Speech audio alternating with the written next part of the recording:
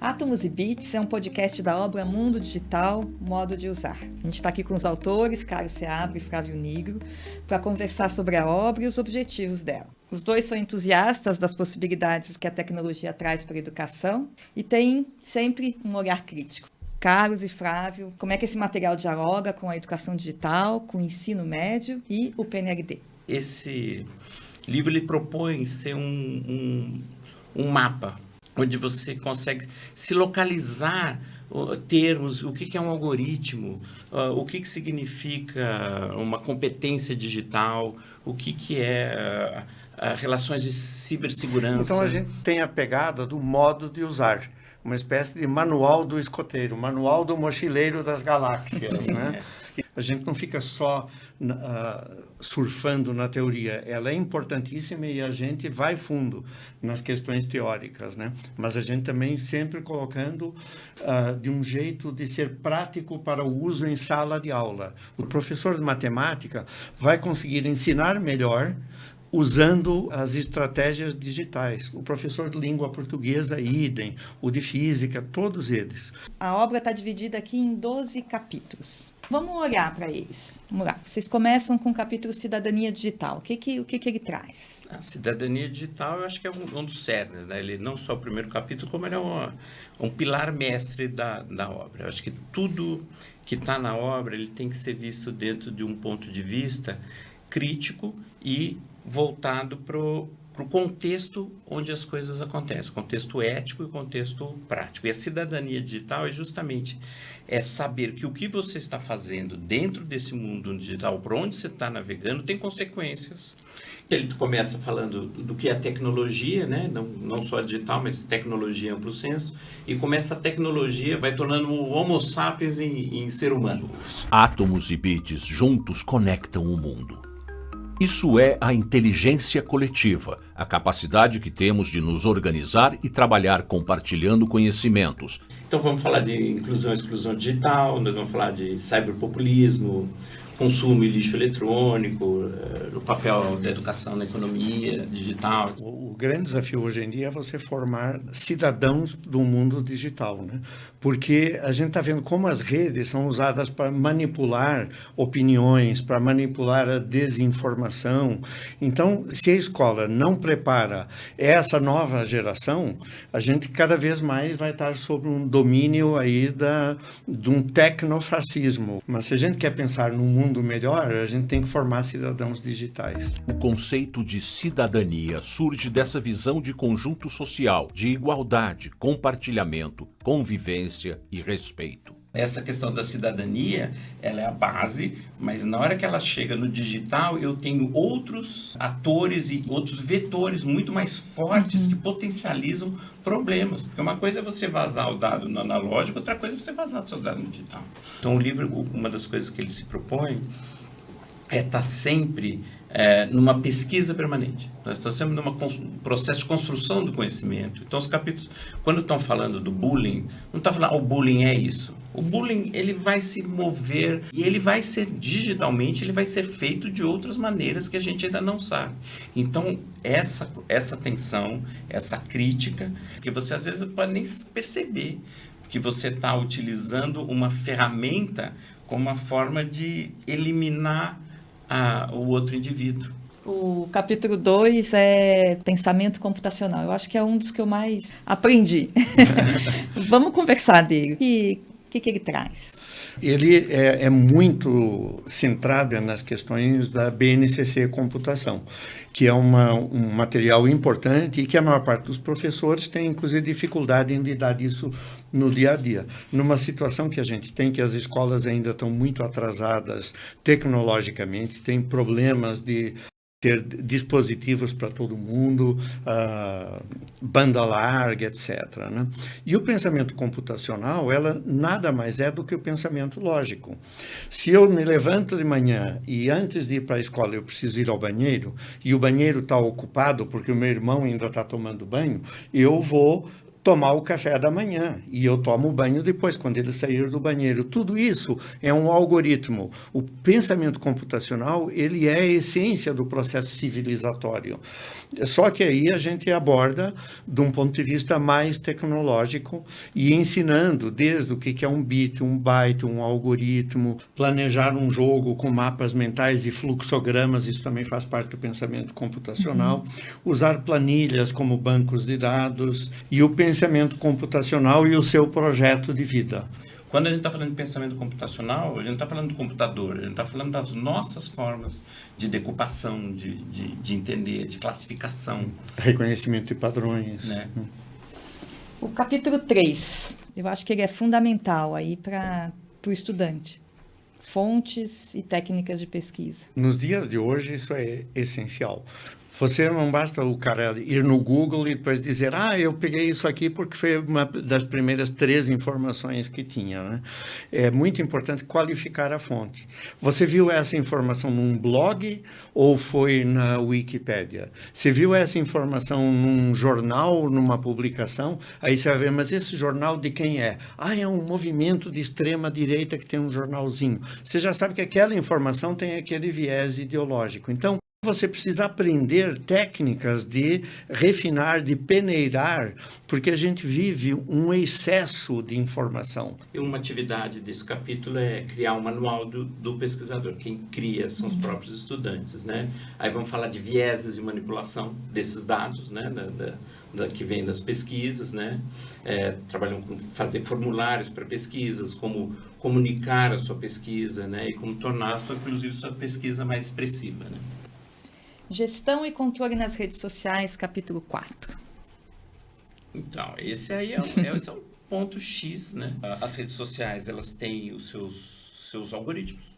E esses algoritmos são para vender justamente as próprias redes sociais. Elas estão, no fundo, vendendo o usuário, que a usa de graça, para os anunciantes. Quanto mais tempo passamos nas redes sociais, mais dados geramos e mais anúncios vemos. E as redes sociais, elas buscam o engajamento. Ela quer que você participe o máximo de tempo no scroll infinito. Porque a gente está na era da economia da atenção. O que importa é a atenção que eu capto tua, e não é nem tanto o conteúdo que eu transmito. Se eu tiver a tua atenção, eu já estou me monetizando. E quais são os conteúdos que captam mais a tua atenção? São aqueles conteúdos mais chocantes. Eles fazem um sucesso e estrondoso. questões políticas, porque a polarização é um meio maravilhoso, independente de se o dono da rede apoia A ou B. A polarização é um jeito genial, porque você mexe com a emoção. Olha, você está colocando em perigo. Fala assim, meu Deus, eu preciso tomar uma atitude, estão querendo acabar com o meu modo de vida. E o algoritmo vai lá e bomba. E por outro lado, o outro fala assim, olha que absurdo que fulano falou. E os dois ficam energizados, com raiva, com medo. E isso é sensacional para o engajamento. A gente fala também dos memes, né? Essa coisa da viralização dos memes, né? Propomos realizar uma oficina de memes, trabalhar com as redes sociais, onde você é o produto.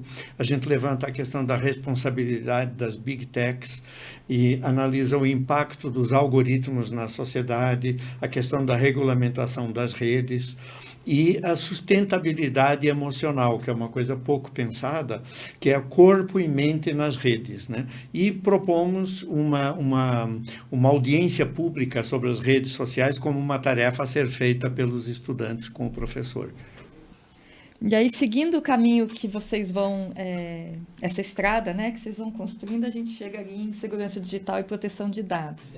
Você está digitalmente seguro? É a pergunta principal, né? Então, você tem que pensar sobre o que você tem feito na internet, né? Você está surfando com segurança. Aí eu vou falar dos ataques e hackers, ataques cibernéticos, quais são as principais vulnerabilidades, que geralmente são as humanas, né? E a principal, acho que é a evasão de privacidade. Eu acho que a pior coisa que existe, né? É quando você voluntariamente distribui os dados para as pessoas, né? Aí nós vamos falar de LGPD e vamos criar um manual de segurança digital nesse capítulo, né? Capítulo 6, assédio, poder e intimidação. O que ele traz?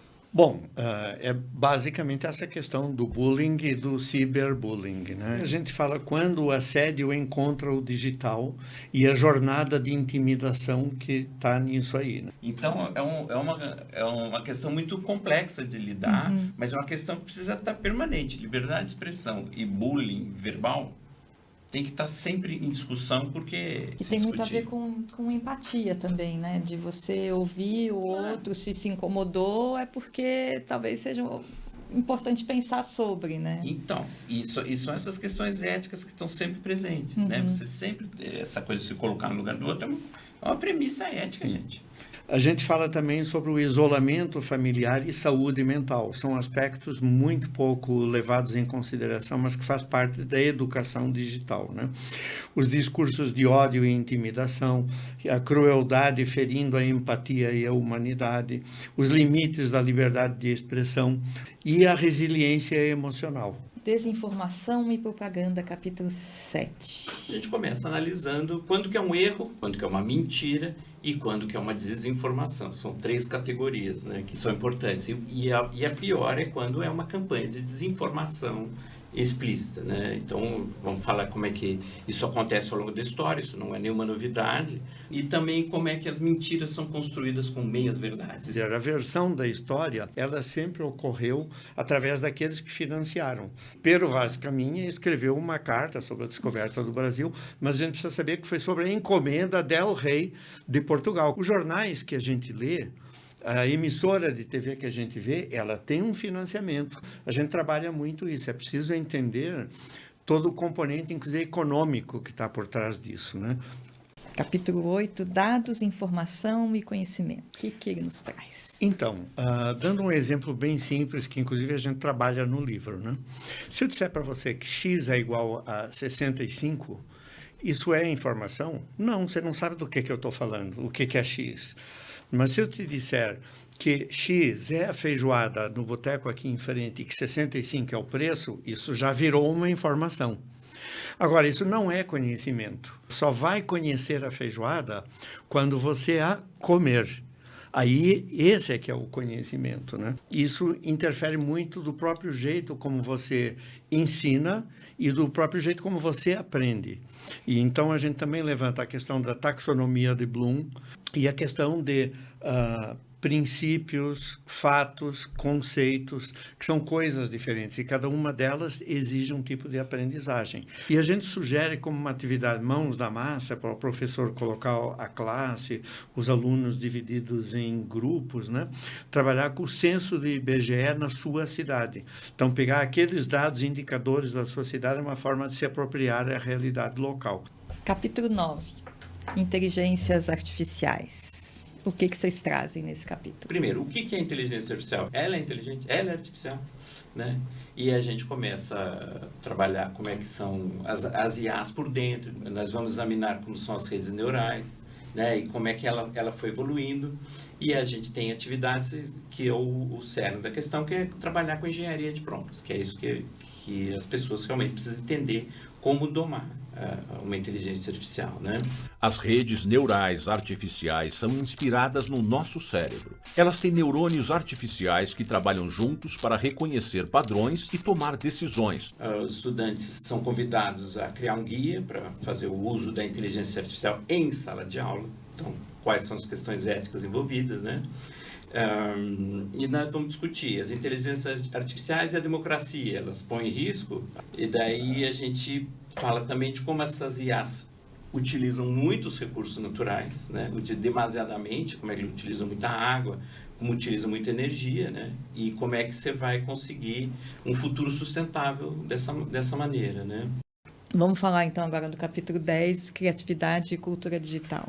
É um dos capítulos mais propositivos também, porque ele faz sentido e dá um montão de ideias de como você pode usar o digital para ser criativo e criativo a serviço de um estudante do ensino médio. Assim como se escreve um texto, em que a gente escolhe a ordem das palavras, as ferramentas de edição ajudam a organizar as imagens e os sons. Uma organização que depende da história e de como quer contar. Aqui a gente trabalha do papel ao pixel. a evolução da narrativa, as tecnologias na cultura e nas artes, ferramentas e plataformas para a criação digital e mapear atividades e eventos culturais, também faz parte disso, né? Com projetos culturais e tecnológicos. Abordamos também a questão da economia criativa, oportunidades e desafios, inclusive abordando alguns aspectos de encarreiramento futuro, e finalizamos com um trabalho sobre a sua persona digital. Todos nós temos uma persona digital, que é diferente da persona real que somos. É uma espécie do espelho de Dorian Gray, né? Então a gente trabalha um pouco isso, mais como uma autorreflexão do estudante. Capítulo 11, Direitos e Deveres no Mundo Digital. Nós vivemos em sociedade e temos regras, e essas regras propõem que você atue de determinada forma e você tem escolhas de agir de determinada forma. E no ambiente digital, obviamente, isso daí se repete, só que as regras no digital, neste momento, elas estão ainda um pouco mais fluidas até que a gente consiga encontrar os caminhos, né? Então, a gente trata novamente da pactuação escolar. Então, se você precisa entender como que dentro da classe, dentro da escola, esse mundo digital pode e deve ser incorporado sempre de uma perspectiva saudável, pedagógica, né? E falamos de acessibilidade, que é um direito universal. Falamos também um pouco das apostas e do vício induzido, né? E, enfim, voltamos ao tema de novo da cidadania digital e participação política, né? Agora, um aspecto muito importante que a gente trabalha é o seguinte: essa coisa de legislação, direitos e deveres, geralmente as pessoas falam, isso é com advogado. E as pessoas abrem mão delas decidirem e entenderem o que é. Então, a gente sugere que os alunos produzam um manual de uso de certos usos do digital na escola. Então, eles vão conversar com os gestores, com o diretor da escola, coordenadores pedagógicos, professores, em casa, conversar com a família, porque a pactuação é o sentido desse capítulo. Capítulo 12, que eu acredito que tenha sido mais difícil de fazer, o porvir das tecnologias. O mais divertido de fazer, com certeza. Aqui a gente fala de volta para o futuro, né? Imaginando o futuro, as tecnologias emergentes, os horizontes digitais. Falamos sobre a Web3, o que está sendo pensado principalmente no seu impacto na arte e na cultura, o impacto social das inteligências artificiais, e imaginando o mundo daqui a 10 anos, daqui a 20 anos, daqui a 100 anos, sei lá. As mudanças no mundo do trabalho e o uso responsável e sustentável das tecnologias, né?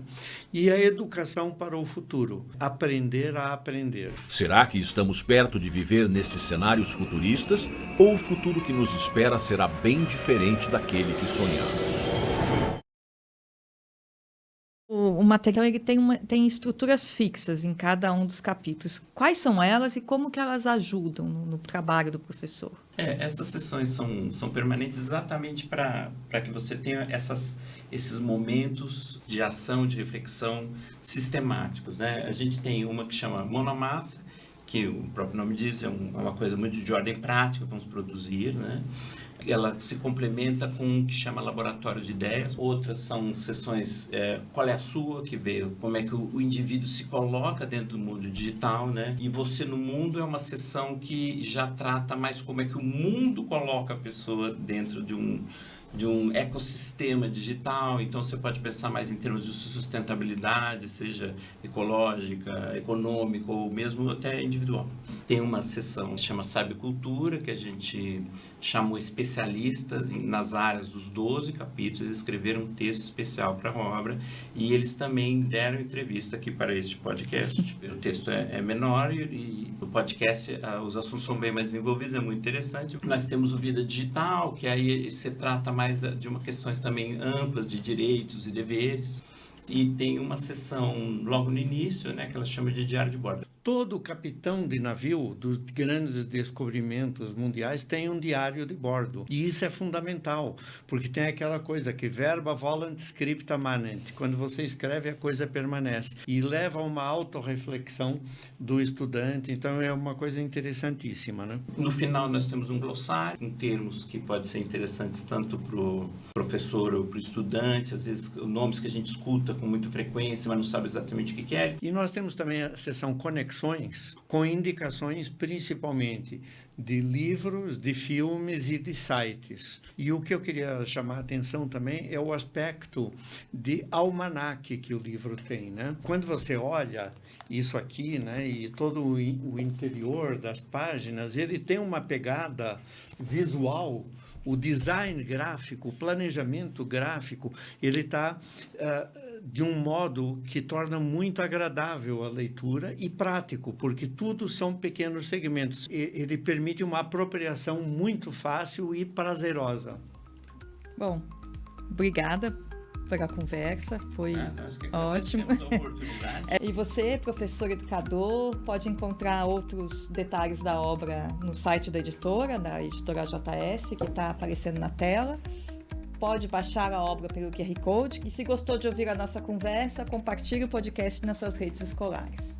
É nosso papel entender a tecnologia como ela deve ser entendida, com entusiasmo, sempre, mas com um olhar crítico também. Até logo!